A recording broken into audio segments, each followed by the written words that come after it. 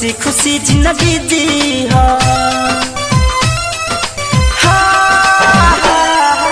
tension कवनो मत ली खुशी खुशी जिंदगी जी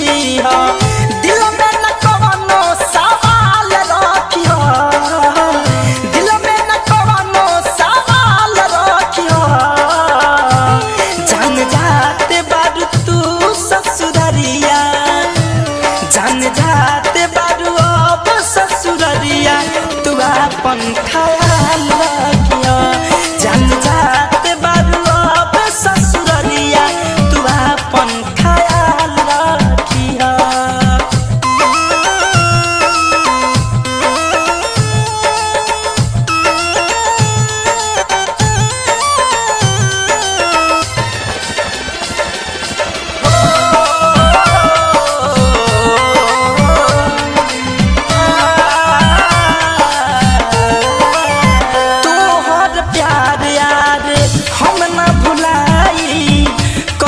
बहाने मिले तोहरा से आई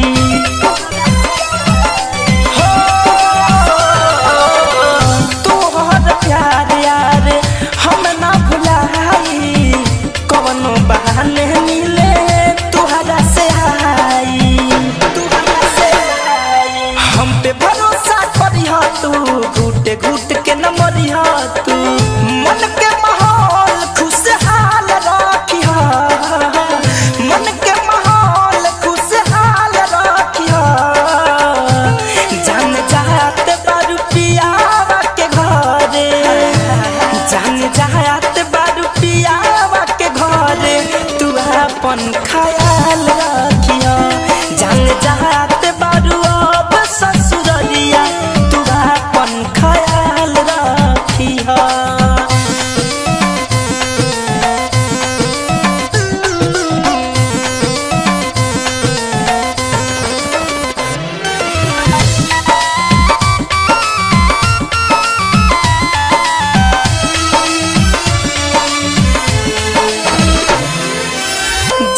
तू जीवन मोहे से परदेसी साथ हो फोन पर धनंजय से कर ली बात हो